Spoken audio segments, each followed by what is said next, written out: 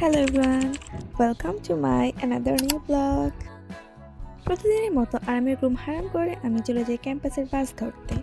কিন্তু এখন আর বাসে যেতে এত কষ্ট হয় না, কারণ সিট পাই আর সিনিয়রদের একজন থাকার কারণে তারা এত আসে না, সো আরামে বসে যেতে পারি কলেজে। এরপর আমি হাঁটতে হাঁটতে আমার ডিপার্টমেন্টে চলে যাই। আর ডিপার্টমেন্টে যাওয়ার পর একটা নতুন টিচারের সাথে দেখা হয়। উনি আমাদের ডিপার্টমেন্টে নতুন আসে। আর আমি ক্লাসে বসে লুকিয়ে লুকিয়ে ভিডিও করছিলাম, যদি বকা দেয় এই ভয়ে। আর এটা হচ্ছে আমাদের ডিপার্টমেন্ট সাজাবে, এটার জন্য সবার কাছ থেকে টাকা তোলা হচ্ছে এবং অলরেডি ডিপার্টমেন্ট সাজানো হয়ে গিয়েছে। নেক্সট ব্লগে অবশ্যই এটা দেখাবো আমি। তারপর আমি আমার ফ্রেন্ডরা মিলে চলে যাই সেমিনারে কিছুক্ষণ বসে থাকার জন্য। তারপর এই যে ব্যস্ত অপটি চলে যাচ্ছে তার কাজে, আর আমি তারপর লুবনাকে বলছিলাম এই হাই দাও আমার ভিডিওতে। আমাদের ডিপার্টমেন্টের এই সেমিনারটা অনেক বেশি সুন্দর। এখানে ফ্যানেরও দরকার হয় না যদি জানলা খোলা থাকে, আর অনেক বেশি আলো বাতাস। আমার সত্যি বলতে এখানে থাকতে অনেক ভালো লাগে।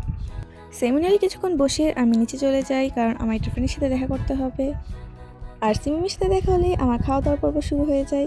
কিন্তু আমি এইবার একটা ক্লিপও নিই নাই, জাস্ট একটা ক্লিপ নিয়েছি, বাকিগুলো নিতে ভুলেই গিয়েছি।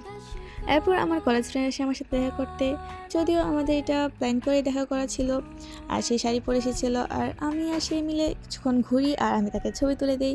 আর আমি নিজেও কিছু ছবি তুলি এবং এসবের চক্করে আমরা খুবই টায়ার্ড হয়ে যাই।